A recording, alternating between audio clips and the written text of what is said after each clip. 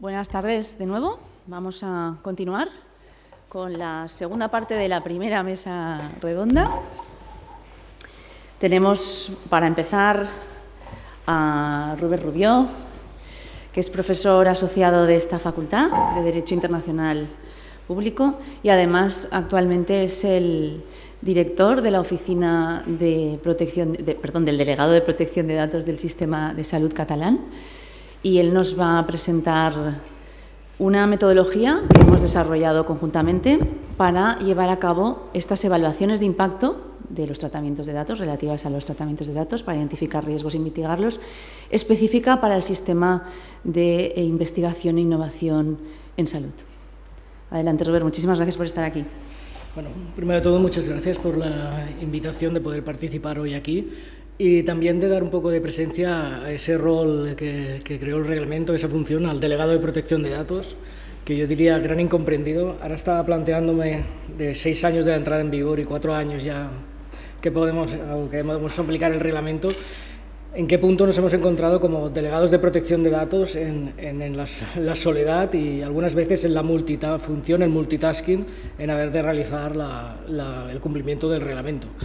Como bien sabéis, yo quería avanzar que, bueno, ya sabéis, el delegado tiene esa función de informar y asesorar al responsable, ser el punto de contacto de la autoridad de control y entre una de sus funciones también es acompañar y aconsejar en la realización de las operaciones de impacto. Aquí quería destacar también la singularidad que tiene el delegado de protección de datos del sistema de salud, porque no es una persona jurídica, no es una persona física, sino que es una persona jurídica. Es la Fundación TIC Salud, es la que ejerce la función de delegado de protección de datos para el Departamento de Salud, y en las mismas se ha constituido una oficina de delegado de protección de datos, la cual tengo el placer de dirigir, compuesta por una plantilla de extraordinarios profesionales y de todos ellos quiero agradecer también su participación para desarrollar esta metodología que estamos actualmente tirando adelante. Cuando llegamos a la realización de la evaluación de impacto, como bien han comentado antes, estamos hablando también de un análisis de riesgos, de valorar el riesgo que tiene en relación al tratamiento de datos. Aquí ya tenemos claro el qué es la evaluación de impacto. Pero la pregunta es el quién y el cuándo llevarla a cabo. Siempre nos habíamos planteado quién lleva a cabo la evaluación de impactos. Así sí destacamos que quien debe llevar a cabo la evaluación de impactos es el responsable del tratamiento. En la práctica nos hemos dado cuenta muchas veces que tratamientos determinados que implican normalmente nuevas tecnologías, la oferta de servicios va acompañada de una evaluación de impacto ya realizada por el proveedor de servicios que habitualmente se incorpora automáticamente sin una reflexión o un análisis por parte del responsable del tratamiento. Entonces queremos destacar que la responsabilidad siempre subyace en el responsable, en la entidad que va a realizar este tratamiento de datos. Y este es uno de los puntos a tener en cuenta, junto con el cuándo. ¿Cuándo hay que llevarla a cabo? Pues se lleva a cabo antes de realizar el tratamiento. Nos hemos comprobado algunas situaciones en que una vez ya está realizado toda la estructuración, todo el diseño y todas las formalidades que diríamos que implícitas al tratamiento, nos acordamos de que hay que realizar la evaluación de impacto. Esto es uno de los puntos que debíamos tener en cuenta, que el cuándo es tan importante como el quién. O sea, hemos de realizar antes de llevar a cabo el tratamiento porque es un análisis de riesgo, nos permitirá detectar las situaciones que se están produciendo en relación a ese tratamiento de datos y nos permitirán reaccionar o mitigarlos de tal forma que podamos llevar a cabo con suficientes garantías ese tratamiento de datos. Entonces, como veía, eso es un poco el objetivo, sobre todo, es realizarlo de manera anticipada para llevar a cabo la reducción de riesgos. En este sentido,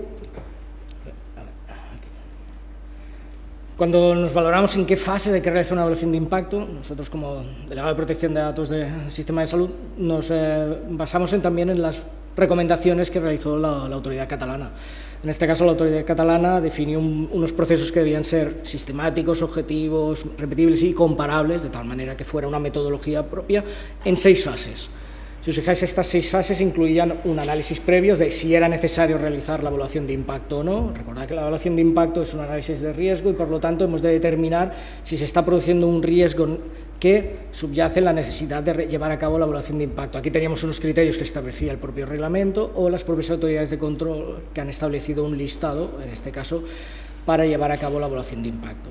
una vez realizado este primer análisis de que es necesario llevar a cabo esta evaluación de impacto, aquí me gustaría destacar y recordar que, aunque no sea necesario llevar una evaluación de impacto, siempre deberemos llevar a cabo un análisis de riesgos. Por lo tanto, en el ámbito de salud y en el entorno que nos estamos moviendo con tecnologías emergentes, la recomendación es llevar a cabo la evaluación de impacto porque nos dará más garantías del análisis que estamos realizando. Esta segunda fase, en las 6 fases, sería una segunda fase de descripción del tratamiento, de cómo va a ser el tratamiento de datos, cuál es el flujo, qué actores va a haber involucrados. Luego, el analizar la necesidad y proporcionalidad para llevar a cabo ese tratamiento, si es necesario, si es proporcional, lo que bien conocemos como el juicio de proporcionalidad. Luego, gestionar los riesgos de seguridad de los datos, o sea, qué medidas de seguridad vamos a implementar y vamos a valorar en relación a los riesgos y a cómo mitigarlos en caso de que estos sean de nivel alto.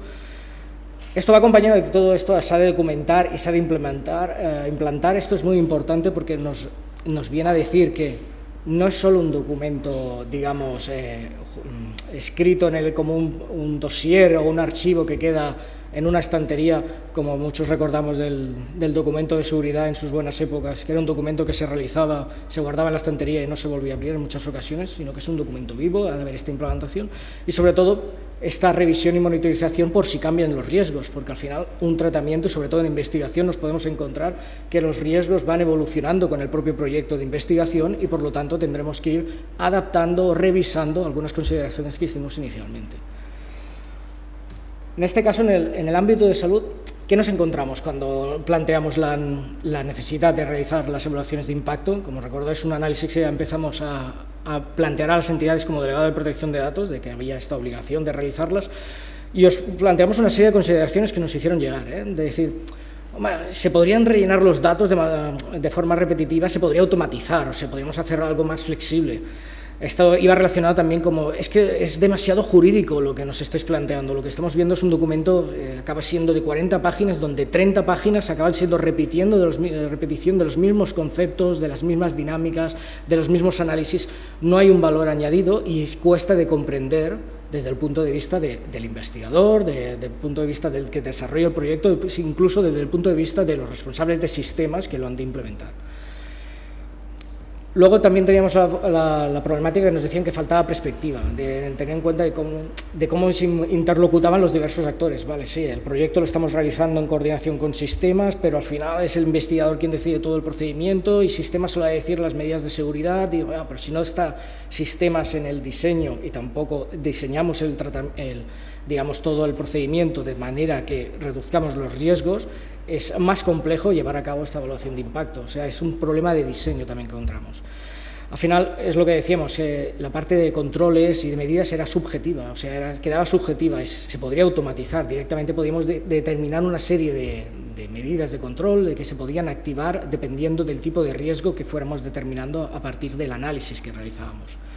Por supuesto, no cubría tratamientos de inteligencia artificial, justamente tenemos ahora todo el debate que se está produciendo en la Comisión Europea para este nuevo marco y de cómo se ha de integrar la inteligencia artificial e incluso la evolución a futuro que deberá haber de una posible evaluación de impacto de la inteligencia artificial, incorporando los tratamientos de datos en esta fase de análisis, pero un poco lo que estábamos buscando es una metodología, una herramienta que diera respuesta a esta situación.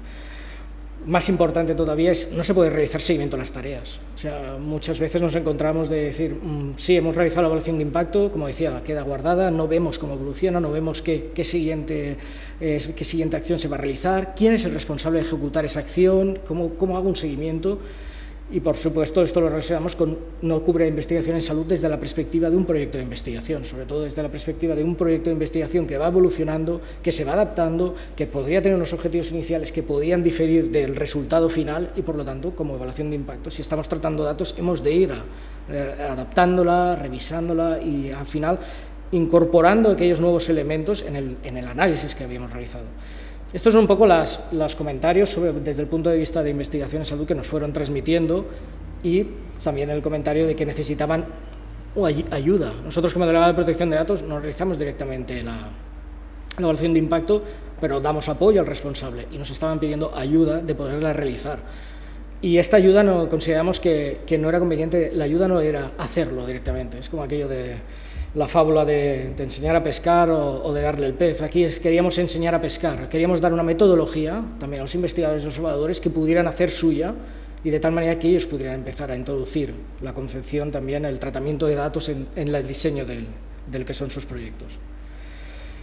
El objetivo al final que perseguimos es un modelo homogeneizado, estandarizado y sistémico, sobre todo este mensaje sistémico, que en todos los sistemas intentara usar la misma metodología, que fuera de fácil uso y lenguaje claro, sobre todo porque iba dirigida algunas veces a especialistas que no lo eran de la protección de datos, por lo tanto tenía que ser entendible y por lo tanto integrada en el procedimiento y en el diseño de los proyectos de investigación, por tanto tenía que ser un lenguaje claro. Queríamos profundizar en aquellos elementos y particulares del sector de salud, o sea, como bien dice, nosotros somos un delegado de protección de datos que abarcamos el sistema de salud, pero justamente por esta sectorialización, por esta especificidad que tiene el delegado de protección de datos de salud y esta doble vertiente asistencial e investigación. Y tener en cuenta también las posibles tecnologías emergentes. Aquí, aparte, estábamos a Big Data, cruces de datos, inteligencia artificial, usos de biometrías. Entonces, era importante todos estos elementos que alimentaran. Y aquí queremos pasar el mensaje, no burocratizar el proceso. Por eso queríamos evitar que se viera como un documento, siempre lo destaco, un documento a peso, de 50 páginas, repetitivo, plagado de terminología jurídica, pero que realmente al investigador no le ayudaba a diseñar el proyecto, no le ayudaba en esta fase inicial que tenía que analizar qué riesgos implicaba el tratamiento que se quería hacer. Entonces buscamos que no se burocratizara el proceso.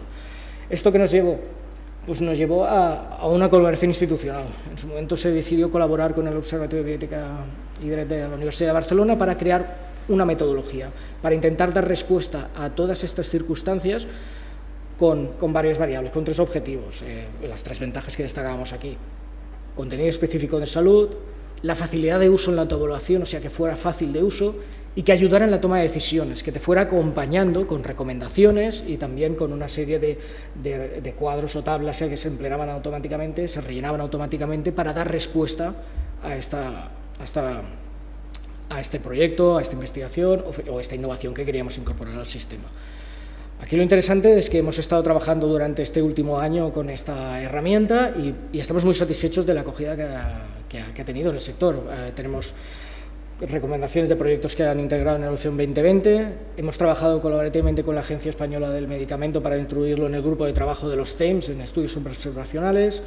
Lo estamos impulsando también en centros de investigación y comités de ética, como decíamos antes. En el comité de ética debe haber un experto en protección de datos o delegado de protección de datos, pero nuestro objetivo es que no fuera ese experto donde cayeran los 25 o 50 proyectos que van en cada sesión para que revise todos los proyectos, sino que todos los evaluadores dispongan de un conocimiento suficiente y ayuden a entender las dinámicas del tratamiento de datos. Está claro que un solo experto no puede abarcar todo el análisis de todos los proyectos que pasan digamos 2 veces por mes, casi cada 15 días en los grandes centros. Aquí en Cataluña mismo tenemos más de 25 centros acreditados de comités de ética que revisan millares de proyectos, podríamos decir, al mes, con la cantidad de innovación y tecnología, porque como bien saben los compañeros, el análisis que se hace hoy en día ya no es como hace 15 o 20 años. El uso de datos y sobre todo el tratamiento de tecnologías emergentes en los mismos está al orden del día. Y también estamos satisfechos de que algunos despachos la estaban utilizando. Como bien decíamos, aquí la herramienta la hicimos libre, porque era un objetivo de, como decíamos, compartir el conocimiento. Hemos creado la herramienta, pero el objetivo es tener herramientas que llegaran a los investigadores, que llegaran sobre todo a los centros, de que se pudiera utilizar y que aquella dinámica que ya nos pedía el reglamento desde hace 4 años, que ya debería ser pan de cada día, pues darle facilidades para que la misma se lleve a cabo, y que cualquier proyecto que implique pues eso, innovación y tratamiento de datos de categoría especial, como son los de la salud, ya tenga esta metodología, este análisis incorporado en el mismo. Lo que nos ha llevado este análisis, es ver qué podíamos mejorar cuando lo hicimos, y lo hemos mejorado con una plataforma web. Entonces, hemos creado esta plataforma web, también en colaboración, hemos seguido dando, con un objetivo. Teníamos una versión única oficial, de tal manera que esta página web incorpora todas las actualizaciones y, si me permitís, también correcciones que iremos encontrando. Al final, esta plataforma la iremos evolucionando y, por lo tanto, siempre intentaremos estar al día de cualquier bug o problemática que pueda servir. Esta plataforma permite guardarlo, el trabajo online, y también imprimir toda la información en PDF. nos permite sobre todo tener diferentes perfiles, y esto es un gran valor añadido porque nos permite nosotros como DPD tener una visión de las evaluaciones que están haciendo las entidades que forman parte de del sistema de DPD. Las entidades pueden crear perfiles para determinar quién puede ir activando cada una de las pautas, como veremos a continuación, y quién va rellenando, y quién es el responsable de revisar esa información. Por lo tanto, se establecen diversas categorías de controles y verificaciones. Y lo que es más importante, se trabaja todo de la manera corporativa, en el sentido de decir que es una sola herramienta. No hay Excels ni emails con la información que van circulando arriba y abajo, que ya no sabes qué versión era la que estaba en vigor, sino que es una versión que va trabajándose de forma colaborativa, y de esta manera con los diferentes perfiles se va rellenando. Y lo más importante es lo que decía, esto nos llevará a cabo a tener una base centralizada de IPDs. ¿Por qué? Porque no repetiremos en el sistema evaluaciones de impacto que ya se hayan realizado, evitaremos la duplicidad, evitaremos el cambio de criterio. De esta manera, nuestra visión de delegado de protección de datos de salud, si detectamos que se está repitiendo una evaluación de impacto ya realizada, informaremos al responsable, informaremos de las medidas o controles que se hayan recomendado para aquella actuación, y un poco llegaremos a sistematizar cuál es el análisis, cuál es el control que queremos llevar a cabo. Un poco el objetivo también que perseguimos con esta evolución tecnológica es la capacidad de multidioma. El Excel también lo teníamos en 3 idiomas, pero aquí tenemos una plataforma que directamente podemos parametrizar en castellano, catalán e inglés, porque al final que los investigadores puedan directamente adaptarla a las necesidades y a partir de ahí ir construyendo. Un investigador que no domina el catalán ni castellano podrá rellenar su apartado, podrá facilitar la información en inglés, y de esta manera, de esta forma, puede ir colaborando en el desarrollo de la misma. Como decíamos, estas diversas fases que he comentado antes, estas 6 fases, las podemos desarrollar colaborativamente. No tiene por qué ser una sola persona quien realice las 6 fases. Y esto es un punto del valor añadido que queríamos destacar, sobre todo porque en la investigación al final nos encontramos con equipos multidisciplinares, y el objetivo al realizar este análisis es que necesitamos de estos equipos multidisciplinares para realizarlo. Y luego, como veréis más adelante, también el objetivo que perseguimos era sobre todo un cuadro de mando. O sea, si os veis el resultado, os hemos desarrollado un ejemplo, que en este caso es el certificado digital COVID. En su momento utilizamos nuestra plataforma conjuntamente con el Ministerio para realizar la evaluación de impacto de que era el certificado digital COVID, la pusimos a disposición, recibimos feedbacks positivos del Ministerio para mejorarla y de otras comunidades autónomas, y con esto lo que hemos hecho es trasladar la información a esta plataforma web para que veáis un poco cómo evolucionaría. Pero el primer mensaje es que tenemos un cuadro de mando que nos permite visualizar cuál es el estado del proceso de evolución de la evaluación de impacto y cuáles son los planes de controles y cuál es su situación en relación a la evaluación de impacto, o sea, qué seguimiento hay que hacer y qué alertas se pueden ir implementando a partir del trabajo realizado. Como decíamos, aquí las diversas fases las estoy explicando, pero para que veáis un poco el formato, la idea es hacer primero un análisis de la necesidad de realizar la IPD.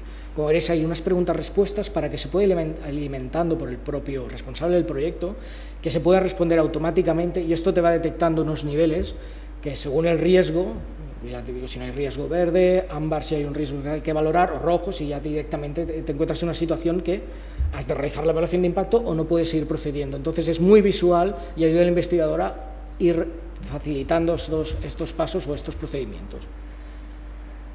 Luego el objetivo también que perseguimos es la descripción del tratamiento, es que necesitamos conocer el tipo de tratamiento que se va a realizar. Por lo tanto, necesitamos que nos compartan esta información, que el investigador sea capaz de explicar, y aquí por eso hemos incluido el flujo de datos, o sea, que nos expliquen desde dónde se originan estos datos, cuál es el origen y dónde será su etapa final, cuál es el ciclo de vida de estos datos. Y esto va incorporado también lo que incorpora esta herramienta es incorporar toda la documentación anexa. En este caso el Data Management Plan, las hojas de informativas, también en el caso que se produciera el dictamen, si nos encontramos en esa situación que aún no lo habíamos producido, o sea, es alimentar toda esta documentación para que forme parte de la evaluación de impacto y como tal que vaya evolucionando. Por lo tanto, tendremos en un solo sistema toda la información relacionada al proyecto que ha derivado en la evaluación de impacto con los riesgos que hayamos considerado y el plan de controles para mitigarlos. Como veis aquí, digamos, de posibilidad de incorporar toda la documentación. Luego nos pasaríamos al análisis de necesidad de proporcionalidad, aquí con una serie de preguntas, respuestas para ir reflexionando sobre la necesidad del tratamiento de datos en ese proyecto y sobre todo que sea intuitivo. Al final, el objetivo que se perseguía era, con preguntas-respuestas será más fácil llegar al objetivo de determinar qué se está realizando con los datos que directamente decir, hace el análisis de proporcionalidad.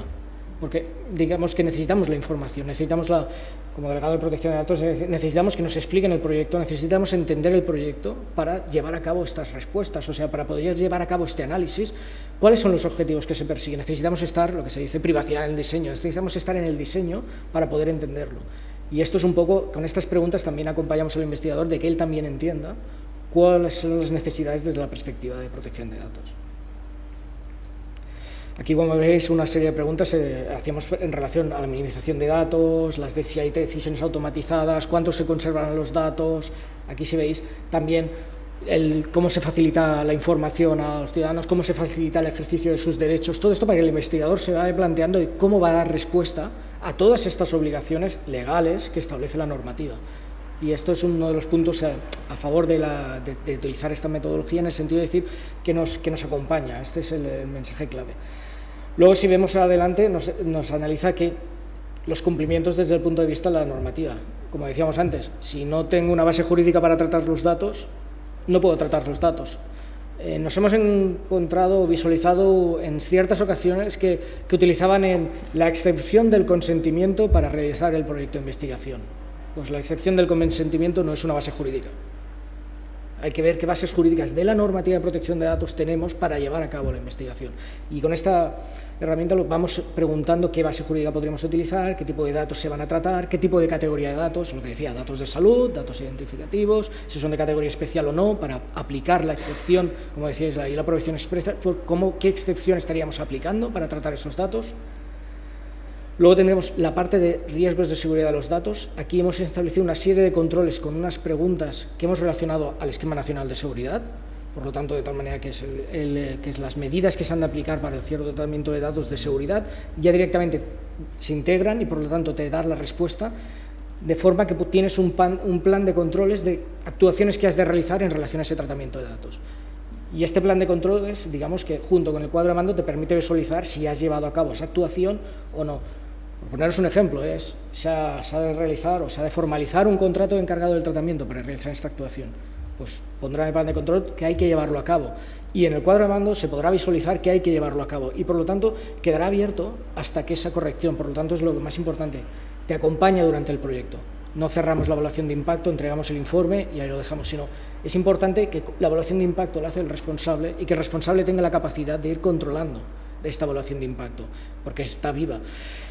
Muchos recordaréis a algunos se comentó que todos aquellos ficheros que se hubieran declarado antes de la entrada en vigor del reglamento no era necesario realizar la evaluación de impacto, un criterio que se determinó, pero estamos hablando ya hace 4 años.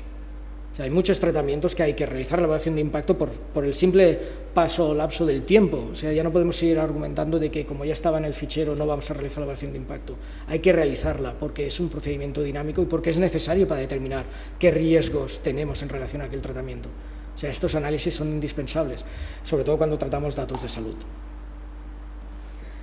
Un poco también quería destacar es que siempre tendrás la visualización directa a los anexos y aquí los podrás ir incorporando e ir actualizando. Como veis en 2 secciones, los voy incorporando y luego los puedo visualizar y los puedo imprimir. O sea, puedo imprimir toda la documentación relacionada a esa evaluación de impacto por si quiero tener un archivo físico de la misma. Pero en principio la idea sobre todo es que todo se integre y desde ahí tengas un panel de control no solo de lo que es la evaluación de impacto, sino de toda aquella documentación que forma parte de ese tratamiento de datos. Y esto es lo más importante. Una de las cuestiones que hemos detectado también es que a veces el contrato de encargado de tratamiento está en un archivo, la evaluación de impacto está en otro, la hoja solo la tiene el investigador y al final nadie sabe quién tiene toda la documentación, la foto completa del tratamiento de datos que se está produciendo. Esto nos permite centralizar y también controlar, y esto es desde la perspectiva proactiva, de tener toda esta documentación y todo este tratamiento bajo control. Entonces, como resúmenes, ¿cómo ayuda la metodología de la IPD en salud? Pues lo que decían, es una visión ágil, es una visión directa de cuál es la situación derivada de los tratamientos de datos que requieran esta evaluación de impacto y que como entidad podemos controlar. Tendremos en un solo repositorio el control de todas las evaluaciones de impacto que hemos realizado como responsables del tratamiento. Esto ahora mismo es información que puede parecer que está disponible, pero actualmente no está disponible, no está centralizada. Y esto en un futuro nos puede dar a llevar a cabo análisis de los tipos de proyectos que estamos realizando, de cuáles son las implicaciones que tiene la protección de datos, o, si me permitís, de la inversión que se ha de realizar en sistemas de información o en medidas de seguridad por el tipo de tratamientos que vamos a realizar, por ejemplo, como centro de investigación o como universidad. Esto al final es un criterio para determinar que ha de haber una inversión. Por ejemplo, es uno de los criterios que debemos utilizar para justificar típicos expedientes de contratación la necesidad de la inversión. Luego nos permite también identificar el responsable, los tratamientos y el ciclo de vida de los datos. Como veis, podemos analizar cuál es la evolución que está siguiendo y las medidas de seguridad que hemos ido aplicando. Nos permite detectar qué ítems han generado riesgos y mitigarlos. Recordar que si es un riesgo alto y no podemos mitigarlo, tenemos que realizar una consulta de auditoría de control. Por lo tanto, es importante que analicemos no solo cómo mitigar los riesgos, sino importante que los mitiguemos. Porque si la evaluación de impacto nos dice que hemos de mitigar los riesgos con una serie de actuaciones y no las llevamos a cabo, no hemos mitigado el riesgo y estamos en la obligación legal de consultar a la autoridad de control. Por lo tanto, es importante, no solo es un documento que te da unas recomendaciones, sino que estas recomendaciones se ha de hacer un seguimiento y hay que asegurar que se implementan. Y luego, sobre todo, lo que decía, poder añadir estos componentes de nuevas tecnologías, de inteligencia artificial y también de tener en el mismo la hoja de información y consentimiento del paciente, como decíamos antes, de diferenciar lo que es el consentimiento informado de lo que sería solicitar el consentimiento de protección de datos, que muchas veces estamos encontrando que lo equiparan como similares y nos encontramos con la problemática de que no lo son, y por lo tanto tenemos que analizar justamente cuando hacemos un proyecto de investigación, si lo queremos basar en el consentimiento como base jurídica, primero de todo, que recojamos todas las variables o todas las obligaciones legales para que este consentimiento sea válidamente recogido, y sobre todo de tener en cuenta de las consecuencias que tiene utilizar este consentimiento en lugar de otras bases jurídicas, como ha comentado antes desde la Agencia Española. Yo un poco he intentado dar una visualización de lo que es la metodología de la herramienta. Como decíamos, podéis consultarla, cualquier comentario es bienvenido, pero sobre todo queríamos destacar, desde la perspectiva del delegado de protección de datos, como decíamos, otra vez me vuelvo en la soledad del delegado, en intentar ayudar a que todo este procedimiento se lleve a cabo, de tener la responsabilidad de actuar de manera independiente para que todo este procedimiento se lleve a cabo, de decir que trabajamos codo con codo con los investigadores. O sea, no estamos esperando los despachos, sino que queremos ayudar. Por eso la idea de lanzar esta metodología, de acompañarles, de facilitar la investigación. Como bien decía, el reglamento te permite la posibilidad de hacer investigación, lo único que te marca unas pautas de cómo realizarla. Entonces, el objetivo sobre todo que dejamos es que llevar a cabo un procedimiento dinámico para la investigación, pero remarcando sobre todo un punto importante, es una obligación legal. O sea, si no se está incorporando la IPD, la evaluación de impacto en los procedimientos que se requiere para ello, y en este caso en salud y investigación, el 99,9% será necesario llevar a cabo la evaluación de impacto, estamos incumpliendo una obligación legal. Y ya está, no quería nada más que añadir, que os quería comentar aquí. A ver, aquí. Solo que agradeceros la atención, dejaros la información en un vídeo que hemos creado desde el Departamento de Salud para informar sobre la evaluación de impacto y cuál es el proceso que se ha de llevar a cabo. Y nada, y agradecer la oportunidad de explicarnos.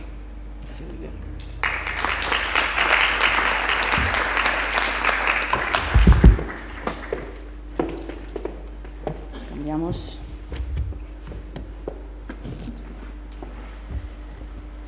Muchísimas gracias, Robert. Voy a ver si soy capaz de salir de aquí.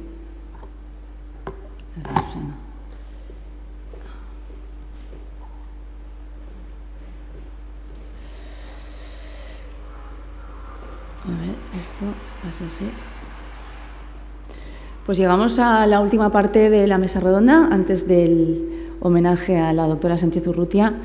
En nuestro caso, lo que queremos hacer es presentar el último documento, o el penúltimo documento del grupo de opinión del observatorio, que, como ustedes saben, lo que hacemos es investigar, nos dedicamos a la docencia y una tarea muy importante es transferir ese conocimiento y fomentar un diálogo universidad-sociedad para impactar en la sociedad, para transformarla y para devolver a la sociedad el conocimiento, ¿no?, que nos permiten generar. Es un documento interdisciplinar y es un documento que no tiene que verse como un documento muy técnico, sino que lo que aporta son pautas para una mejor o para contribuir a una mejor evaluación de los procesos de investigación e innovación en el ámbito de la salud, cuando nos encontramos con tecnologías emergentes, no vamos a decir novedosas, pero emergentes, y sobre todo ante la explotación intensiva de datos personales. Este es el resultado de un trabajo interdisciplinar, como decía, de un trabajo también de campo, de una reflexión, por supuesto, académica, con profesionales, con implicados, que pretende aportar una solución en un momento en el que realmente los datos son, como verán, como veremos, el oro de nuestro tiempo. Y en el ámbito de la salud, Marta lo ha dejado muy claro y todas las personas que han intervenido antes me lo han puesto muy fácil, ¿no? Hay un interés y también hay un mercado. Entonces, lo que sí que está claro, y esta es nuestra apuesta, o al menos mi apuesta personal como miembro de distintos comités de ética de la investigación, es que proteger a las personas hoy es protegerlas a través de sus datos personales. Muchas veces no vemos a las personas, pero tratamos grandes volúmenes de datos o conjuntos de datos y les exponemos a riesgos. Y no sé si estarán de acuerdo conmigo o no, esto lo podemos debatir luego si hay tiempo, y reivindico mi tiempo también en esta última parte. El modelo evaluador es ineficaz y está obsoleto, precisamente porque los presupuestos sobre los que construimos o las respuestas que encontramos después de la Segunda Guerra Mundial, la segunda mitad del siglo XX, Código de Nuremberg, etcétera, todo esto está en entredicho. No sirven, en buena parte, quizás no todo, pero no sirven en buena parte para dar respuesta a esta acumulación por defecto de datos y entre ellos datos personales y de salud. Entonces, nos hemos centrado en aportar, en desarrollar también no solo esta herramienta, sino esa base conceptual, esas pautas para los comités de ética de la investigación, que son uno de los grandes protagonistas, ¿no?, de este sistema evaluador, pero también, evidentemente, el propio investigador, como se ha visto, es responsable de que esto fluya. Y hay una serie de retos que plantean las tecnologías por separado, estas tecnologías emergentes, el Big Data por un lado, la inteligencia artificial, la biometría, y luego esa convergencia. Y además hemos visto que en un momento excepcional como la pandemia por COVID-19, al menos los que hemos estado en comités de ética, y yo he estado en muchos y sigo estando, ha sido un aluvión de propuestas, es decir, desbordados, ya estaban desbordados los comités de ética para evaluar, pero ahora ha sido espectacular. Y además se ha exigido evaluar la investigación propiamente dicha, ahora verán ejemplos, pero también aquella innovación que nunca nadie ha ni validado, ¿no?, utilizando esta terminología, ni evaluado, y que lo que pretendía era mejorar procesos asistenciales, que es muy lícito, ¿no? Pero también hemos visto que hay mercados de datos disfrazados de investigación e innovación, intereses espurios que siempre han estado, ¿no? Entonces, los comités de ética tienen una función aquí fundamental, pero no quiero que se vea esta presentación solo para los comités, porque al final es también una obligación de quienes hacemos, por otro lado, también investigación. ¿Qué hacen los comités de ética de la investigación? Evidentemente, evalúan la validez científica y la pertinencia social de los proyectos, no solo es que sean científicamente válidos. Y lo que sí que quiero que quede claro es que hay unos riesgos para las personas que son a través de estas posibles vulneraciones de datos personales. Entonces, si los vemos como mecanismos de protección, de los datos personales, vamos a ver que no nos podemos centrar solo en la investigación clásica a la que estamos acostumbrados, ¿no?, el ensayo clínico, el desarrollo de vacunas, que está en nuestro debate diario. Vemos proyectos en los que estamos involucrados también como investigadores para mejorar la condición de muchas personas, su calidad de vida, predecir el riesgo a sufrir determinadas enfermedades. Y vemos una investigación para la que nadie nos entrenó, nadie nos dijo cuáles eran las pautas para evaluar adecuadamente o éticamente o metodológicamente un algoritmo que puede predecir, ¿no?, el riesgo a sufrir un cáncer o la COVID-19. Tampoco nadie nos entrenó, y esto ya lo he dicho muchas veces y ya me repito bastante, pero creo que es importante, que las hackatones son el preludio de investigaciones que pueden cambiar el curso de la vida de muchas personas y de muchas investigaciones muy punteras. Y conocimiento es poder y tenemos que hacerlo, no lo vamos a parar, no se va a parar. Y luego vemos todo un mundo, que esto lo hemos trabajado mucho con Rubén, por eso hablamos también de innovación, que es un salvaje oeste, que es aquello que no es un dispositivo médico, que está muy regulado, pero son como compañeros, ¿no? Son aplicaciones de las menos relevantes a las más relevantes, que lo que hacen es ayudarte a vivir una vida más independiente, a usar menos del sistema de salud, supuestamente, mejorar estos procesos, acompañarte, decirte, medirte.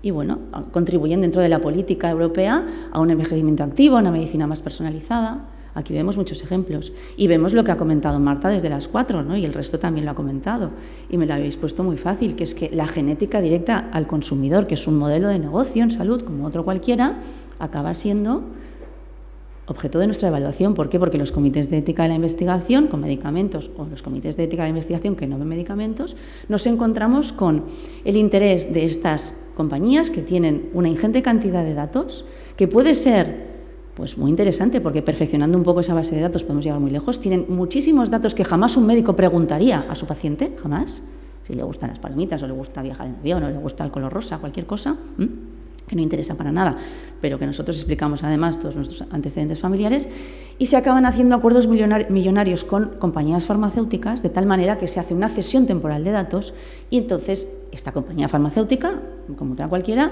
va a ir a hospitales públicos donde se hace investigación puntera a buscar a investigadores de alto nivel, a equipos, y donde hay pacientes o voluntarios sanos como nosotros, en un sistema de salud que en muchos casos es un referente y donde la iniciativa pública y privada tiene que coexistir. No lo podemos separar y no podemos decir que unos hacen y otros no hacen, otros se aprovechan, ¿de acuerdo? Esta es la nueva investigación y para esta investigación no nos educaron, no nos dieron pautas. Así que ahora no se reclutan ya solo pacientes, como se utiliza este término que no nos gusta nada, ¿no? Sino que ya se accede a bases de datos muy perfectas, no validadas y que además se están usando para encontrar a hermanos o a criminales o otros usos, que es lo que la normativa pretende evitar, ¿no? Evitar discriminaciones encubiertas. También vemos que este debate no se trata adecuadamente, y en la COVID lo hemos visto durante la pandemia, no en la COVID, sino que cuando se han tratado de poner en marcha aplicaciones para identificar, ¿no?, a positivos y rastrear contactos, esto no se ha validado, no nos hemos planteado, validado, evaluado, y tampoco nos hemos planteado que, por ejemplo, una aplicación como esta, que es muy útil, puede ser muy útil, ¿no?, y es un ejemplo que cojo de nuestra casa, pues geolocaliza, utiliza pues, Google Maps. Entonces, ¿dónde está el anonimato? Ese anonimato que antes, hasta ahora, hasta el siglo XXI, quizás hasta finales de los 90, hasta esta sociedad digital guiada por el dato, era lo que nos garantizaba que estábamos a salvo. O quizás estábamos codificados. Todo esto ha muerto, todo esto ha cambiado completamente. Y han habido discusiones tardías sobre cuestiones que afectan a derechos fundamentales, pero lo que yo quiero explicar aquí, también en nombre del grupo, es que son cuestiones eminentemente técnicas que, si no se comprenden, el debate ético es estéril y la respuesta jurídica será siempre insuficiente. No lo vamos a arreglar todo a golpe de reglamento y no va a ser una cuestión de reflexionar sobre el bien y el mal cada vez que pasa algo. Hay cuestiones técnicas que hay que solucionar, por eso hemos empezado también presentando una metodología o hemos abordado temas más concretos como las plataformas digitales. Aquí hay numerosos ejemplos, yo aquí he copiado demasiadas propuestas. Perdón que estoy yendo para atrás. Entonces, lo que quiero decir es que como ha cambiado tanto el panorama investigador, necesitamos nuevas pautas. Y lo que tenemos que tener claro es que la oportunidad está en nuestras manos, es decir, la historia clínica digitalizada, la historia clínica compartida en Cataluña es una apuesta política. El carnet o la tarjeta sanitaria es lo más personal que se puede tener. Y en muchos casos lo liberamos los investigadores de las universidades públicas para pedir proyectos de investigación. Tenemos que darle valor a los datos, no es un tema solo de proteger mis datos personales porque eso es mío y así lo dice la ley. Uy, no me está saliendo bien esto. Entonces, si el dato o el conjunto de datos es el oro de nuestro tiempo, nosotros lo que proponemos a través de este trabajo en comités y comisiones y después de muchos años del grupo, aquí hay miembros también de la Comisión de Bioética de la Universidad de Barcelona que han venido, que estamos preocupadísimos, colegas, profesores que llevamos trabajando, incluso cuando Ana Sánchez se planteaba estas cuestiones, a quien vamos a homenajear, ¿no? Ya nos preocupaba tremendamente la protección de datos desde esta visión holística, no solo lo que dice la ley o el cumplimiento de la ley. Vemos que es una apuesta europea, no es que se esté produciendo al margen porque hay alguien que ha tenido una idea brillante, es que es una apuesta europea desde el año 2000, un mercado único digital donde el poder de la ciencia pues tiene un protagonismo y entonces vamos a ver que estamos ya desarrollando proyectos de medicina personalizada y genómica, de envejecimiento activo. Ya tenemos respuestas, tenemos una estrategia europea de datos, una estrategia digital, tenemos unas guías éticas de inteligencia artificial, que todo esto lo tenemos que aterrizar, no podemos decir que está por hacer. Y además tenemos un espacio europeo de datos de salud que lo que te viene a decir es que ahora mismo, si antes íbamos a pedir el consentimiento, que también lo pediremos, lo que vamos a intentar es reutilizar al máximo posible y por defecto crear sistemas que permitan explotar esta cantidad de datos en beneficio de las personas. Pero, ya me han quitado la idea, no soy nada original, he buscado una diapositiva que fuera un poco más atractiva, no sé si esta lo es. Tenemos un problema en la universidad, en los centros de investigación y en todas partes, que hay una falta de infraestructuras europeas. Dependemos excesivamente y absolutamente de las grandes tecnológicas estadounidenses. No voy a hablar de las asiáticas, pero hay una dependencia que desequilibra, que nos deja ante una asimetría de poder, y el ciudadano, ni queriendo reivindicar la titularidad de sus datos, podría defenderse solo, no serviría. Esto hay que revertirlo, hay que cambiarlo, quizás llegamos tarde, pero esto hay que reconocerlo y hay que hacer los acuerdos pertinentes para que los datos en el ámbito de la salud estén protegidos. Y no hay nada gratuito aquí, nada es gratuito. Y hay una monetización por defecto que los investigadores incurrimos sistemáticamente en una falta de integridad científica. Falta, y puede llegar a ser visto como una mala práctica, ¿no? Es que es una falta. No puede liberarse a un tercero datos de salud en abierto, utilizando plataformas en abierto, aunque yo quiera curar una enfermedad. Necesito un sistema protegido, un sistema que dé respuesta. El mensaje es que el anonimato ha muerto, y no me cansaré de repetirlo, llevo muchos años diciéndolo. La reidentificación es lo que nos caracteriza en nuestro tiempo, es decir, con el sexo, la fecha de nacimiento y el código postal, desde hace muchos años investigadores han demostrado que somos reidentificables en un porcentaje muy elevado, y si tenemos más datos todavía más. Entonces lo que tenemos que hacer es dejar de utilizar este concepto. Esto yo creo que es un mandato también, ¿no? O algo que tenemos que interiorizar quienes evaluamos y quienes hacemos investigación, que es que donde decimos anónimos, en realidad lo que queremos decir es pseudonimizados, porque vamos a poder identificar a la persona. ¿Qué tenemos que evitar? Y con estas pautas creo que puede ser una propuesta que nos ayudará. Usos no deseados, discriminaciones encubiertas, no aquella discriminación directa, porque evidentemente si estoy en una base de datos como 23illo de salud y alguien la maneja de una manera que yo desconozco, luego puede ser que mis hijos no tengan el trabajo que quieran, o yo misma no llegue donde quiero llegar con un seguro o con lo que sea. Y no lo llegaré a saber nunca. No puedo ser un ciudadano o ciudadana empoderada. Dependo del médico, dependo del sistema, dependo de estas asimetrías que tenemos que equilibrar. Y tenemos que reconocer, y tenemos que asumirlo, que asistimos a una mercantilización del cuerpo, de los datos, y eso genera muchísimo dinero, hasta el punto de creer las personas que es mejor vender un dato que lo tenga custodiado un sistema público-privado. Y en un contexto de ultraliberalismo globalizado. Entonces, ¿de qué va esto? ¿De algoritmos? Bueno, no en parte, ¿no? Marta, tú decías que no era todo una cuestión de algoritmos, pero sí que es verdad que va de mejorar la toma de decisiones y sobre todo en salud estamos obligados. Y va de explotar conjuntos de datos personales para determinar patrones de comportamiento y predecir conductas o lo que sea. Y eso es el Big Data o la inteligencia artificial o lo que queráis ahora destacar. Y nos va a afectar a la intimidad y a la libertad. Es decir, es una cuestión que va a afectar a nuestra generación, a los presentes y a las generaciones futuras. Entonces, si tuviera que resumir en una diapositiva la presentación y dejar todas las pautas o todas las propuestas que vienen ahora, que iré bastante rápido, pues yo diría o diríamos desde el observatorio que ante el cambio de paradigma que implica esta explotación intensiva y la elevada posibilidad de rectificación junto con este conocimiento y estas tecnologías emergentes, aquí la clave es saber qué datos se van a solicitar, cómo se van a obtener y almacenar. Parece muy sencillo. Esto con Ignacio Labastida lo hemos discutido mucho, ¿no? Parece muy sencillo, pero no lo es. ¿Y de qué forma se van a tratar? Si son codificados o pseudonimizados, quién va a tener acceso a ellos y durante cuánto tiempo. Y luego, ¿qué va a ocurrir con ellos? Esto que parece tan sencillo, no lo es. Entonces, aquí hemos hecho una serie de recomendaciones. Yo me voy a centrar en aquellas que tienen que ver con los proyectos. Quizás no llego a todas, ¿no? Porque me quedo sin tiempo. Yo tengo que ser también rigurosa para que luego podamos hacer lo que nos hemos propuesto. Pero hay unas recomendaciones a los comités de ética que los que están aquí en la sala, que son investigadores o forman parte de equipos de investigación, quiero que le den la vuelta y piensen si les afectaría a ellos como investigadores al presentar las propuestas. Luego hay unas recomendaciones a los centros de investigación, sobre todo para garantizar la independencia de los comités y del delegado de protección de datos en su caso, en las instituciones, y finalmente al legislador. No siempre quiere ponerlo todo y no puede.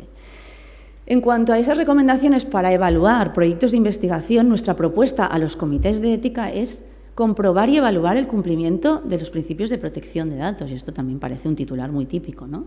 Pero Quizás hay alguien aquí que me dice que sí, y yo veo imposible a día de hoy, en la mayoría de los proyectos, si hacemos un análisis exhaustivo, ya no de la licitud o la transparencia o la finalidad, ¿no?, que es un clásico, o otras cuestiones que tienen que ver con la seguridad, ¿qué proyectos a día de hoy pueden cumplir con el principio de minimización del dato? Es bastante difícil encontrar proyectos que, cuando se trata de explotación intensiva, consigan minimizar, precisamente porque si yo quiero entrar en una historia clínica como la catalana, está todo por defecto. Hasta mi consumo farmacéutico, los hijos que tengo a mi cargo se puede inferir, etcétera, con lo cual esa minimización no existe. Igual yo solo quería ver una radiografía o algo aislado. Eso lo tenemos que tener en cuenta. Tampoco hay una limitación del plazo de conservación. Eso, bueno, está claro que en salud podemos hacerlo. Entonces, ¿quién debe asegurar que esto se cumple? Hombre, el responsable del tratamiento, que es el investigador, que a veces es el que menos sabe de protección de datos y no tiene por qué saberlo, ¿no? Y la cuestión clave es que hay que establecer medidas técnicas y organizativas para que esto sea una realidad. Antes, en la etapa anterior, uno decía que cumplía con el artículo 53 y ya estaba. Ahora no es así. La Unión Europea, nosotros, y yo estoy pasando por esta fase, que es que la Unión Europea lo primero que te dice es, el primer entregable es una evaluación de impacto y después explicarme cuáles son las medidas técnicas y organizativas para que el Data Hub que vas a crear esté protegido, sea seguro, y quién va a entrar y cómo tienes el acuerdo de corresponsabilidad. Esto antes era un papel, era una firma y un pacto, ¿no?, entre personas. Ahora no es así. Entonces, ¿qué tenemos que comprobar y evaluar? Esto lo hemos trabajado también a nivel de Universidad de Barcelona, es decir, si la información y el proceso de consentimiento informado es adecuado, evidentemente cumple, pero aquí es donde vamos. Si los datos personales se van a codificar o no, si van a pseudonimizarse, el formato y si van o se quedan en la Unión Europea y si se van a compartir con terceros. Y luego la cuestión del almacenamiento en nube, que nos genera muchas inquietudes, por no decir pesadillas y malestar general, por hacer una broma. Y una cuestión clave, asegurar, lo que decía, la no identificación de las personas participantes cuando estamos ante estos volúmenes de datos, que a veces no tienes que tener muchas personas, pero puedes tener información que te permite identificar, aunque sea un conjunto más reducido de personas. Esto nos obliga a incorporar a expertos en los comités de ética. A día de hoy, los comités de ética de la investigación, fundamentalmente, y que no se enfaden conmigo, que tengo muy buenos amigos y amigas, está lleno de farmacólogos y de perfiles que están programados, como nos programaron a todos, para el ensayo clínico y ya está. No hay científicos de los datos, no hay expertos en estas cuestiones que nos pueden ayudar. Y claro, tenemos que exigir, y creo que es algo que tenemos que hacer nosotros si somos evaluadores o si son delegados, que se deje de utilizar lo de anonimización. Hay que cambiarlo. Y además tenemos que cambiar los formularios. Esto es algo muy sencillo, pero no lo hacemos. Y aquí, bueno, he copiado algunas definiciones. Otro problema, que esto fue yo creo que el flechazo que tuvimos José Luis y yo, ¿no?, que fue que nos dimos cuenta que se estaba yendo todo a cuestionarios y plataformas en abierto, que no hay una respuesta institucional y que vemos que, como no se dispone de un sistema específico, tenemos que hacer un acuerdo que garantice que no hay una monetización por defecto y que no hay un uso secundario y no deseado de los datos. Estamos contribuyendo a esto, se está grabando esto y yo seré la responsable de las palabras que estoy diciendo, pero a día de hoy esa investigación se está yendo y se está liberando y eso no puede ser bajo ningún concepto. Y no me voy a extender porque Rubén lo ha dejado muy claro que hay que exigir y examinar esta evaluación de impacto, que además, claro, es que no es que sea una cosa voluntaria de lo voy a hacer mejor, es que estamos hablando que tenemos un catálogo, ya una lista de las autoridades, tenemos desde el reglamento es que es muy antiguo ya y lo tenemos que cumplir. Que no tiene que ser visto como un proceso farragoso ni costoso. Claro, si tú ves la ética como una operación de marketing que siempre queda bien en la propuesta, pero luego lo ves como algo costoso y que no le ves el valor, pues al final estamos en el mismo punto que siempre dice Machucato que tenemos que cambiar, ¿no?, que es que le estamos extrayendo valor a los datos y no le estamos dando valor, ya no es un tema de derechos fundamentales.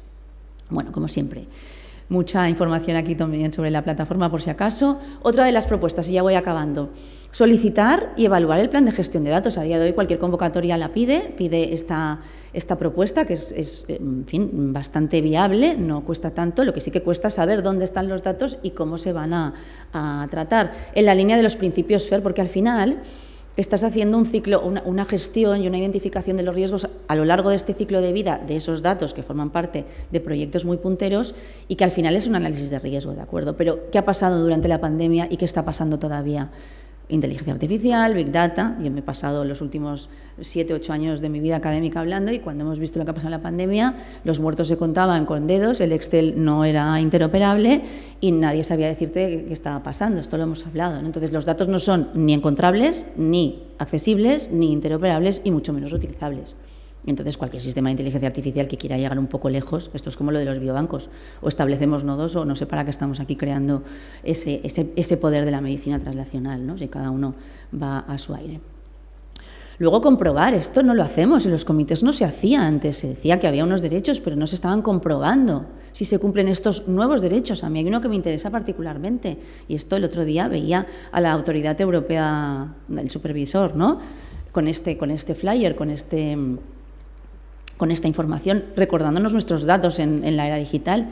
Bueno, es que hay un derecho a no ser objeto de una decisión automatizada. Entonces, un sistema de inteligencia artificial me tiene que decir si hay un médico que ha corregido aquello, porque soy candidata a esto, y qué está pasando.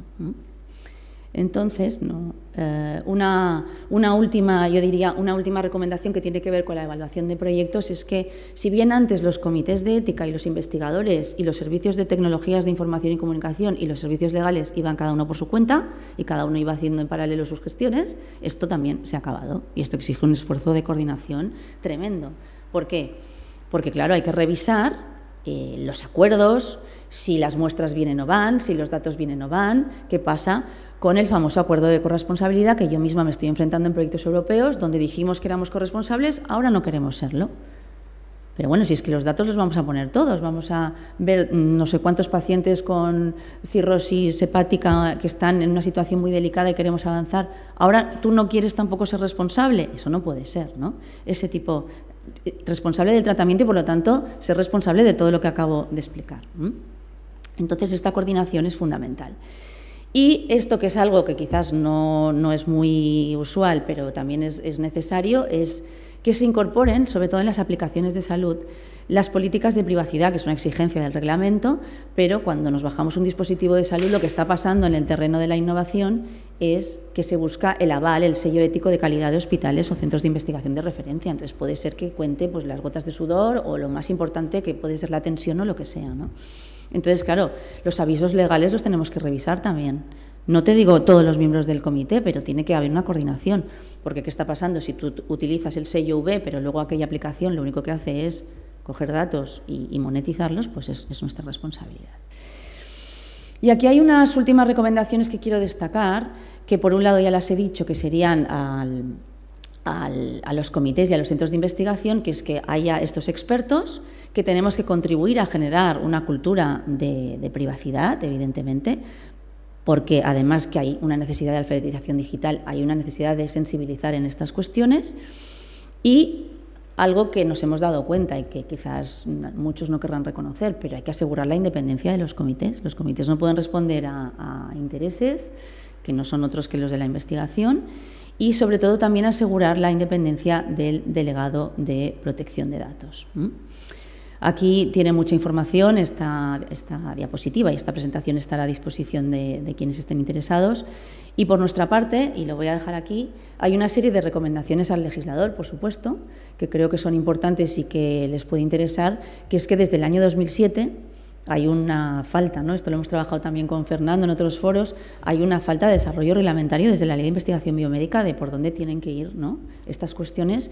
Y hablaba del salvaje oeste de la innovación, pero la telemedicina y la teleasistencia, que plantean todo este terreno, ¿no?, de tanta innovación, también están planteando estas cuestiones. Y bueno, lo voy a dejar aquí, porque aquí tienen la cantidad de cosas sobre las que hemos trabajado, agradeciendo su atención y ya dando paso al debate que tenemos que hacer así muy rápidamente si hay alguna intervención, pero no creo que tengamos tiempo. Y nada más, muchísimas gracias.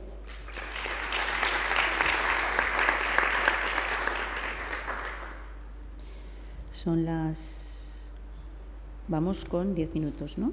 7 minutos de retraso. Sin debate. Yo no sé, José Luis, ¿vienes aquí conmigo? ¿Hacemos alguna ronda, alguna intervención? Jesús, Robert. Bueno, pero no vale. Las infraestructuras estas, ¿quién las pone? ¿Quién pone Teams? ¿Quién pone Zoom? ¿Quién pone OneDrive? quién pone. Claro, las propias instituciones, yo creo que estaréis de acuerdo, ¿no, Robert? No sé si quieres comentar algo, pero ahí tiene que haber una apuesta y tiene que haber un conocimiento de lo que cada casa tiene y pone a disposición. Yo creo que Robert ahí puede hacer una buena intervención. Sí. No, en realidad es la institución que tiene que proporcionar esta herramienta. El problema es que cuando si licitamos esta herramienta ya no realizamos estos análisis de qué tipo de software o sistemas, o si, como estamos viendo, se están produciendo transferencias internacionales de datos por los sistemas que estamos contratando.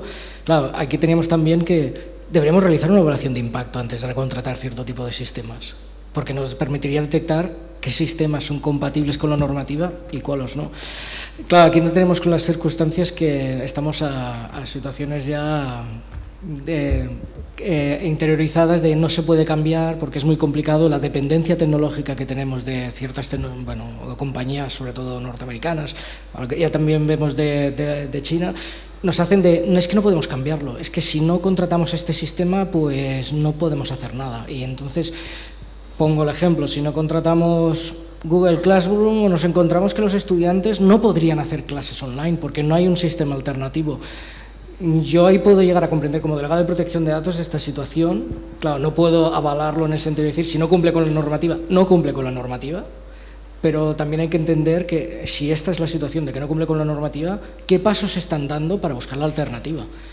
Aquí lo que no podemos encontrarnos es, hace 3 años contratamos herramienta X de esta gran corporación multinacional y en 3 años, ¿qué hemos hecho? Porque si hace 3 años ya sabíamos que había esta circunstancia, ¿qué hemos hecho? Y esta es la problemática que yo percibo como delegado. Es decir, hemos contratado, hemos dado hechos sabidos y cuando toca volver a licitar nos encontramos con la misma situación porque no se ha avanzado en el análisis. Esto es un poco... Sí. No se puede hablar más, yo creo, ¿no? Porque estamos ya fuera... por aquí, Jesús, sí, adelante, que no te veía. Muy breve. Sí, es que he venido aquí a esconderme para coger... Escondas en la pantalla. Yo quería decir 2 palabras sobre... que es una opinión personal mía, no es que sea un criterio de la agencia, no sé si lo es o no lo es. Sobre 2 aspectos muy importantes que has dicho. La minimización. En mi opinión, la minimización tiene muchas modulaciones. Entonces, la minimización, en mi opinión, no puede significar decir, vamos al mínimo. No. La minimización hay que analizarla en particular en temas que pueden ser de interés público como la investigación sanitaria conforme a los principios de idoneidad, de necesidad y de proporcionalidad. Y si sale un volumen de datos superior aplicando esos criterios, en mi opinión se cumple con el principio de minimización, pero esto tiene que estar en la evaluación de impacto. Y la segunda, el análisis de riesgos. Yo he oído 200 millones de veces... Claro, el Big Data, la inteligencia artificial acaban generando resultados imprevisibles y como son resultados imprevisibles no se pueden tener garantías y por tanto hay que limitar su utilización. En mi opinión personal, eso no tiene por qué ser así, porque si se es consciente de que puede haber desviaciones, resultados imprevistos o lo que fuera, lo que hay que hacer en la evaluación de impacto y en la realidad es evaluar ese riesgo y decir, si pasa esto, haremos esto.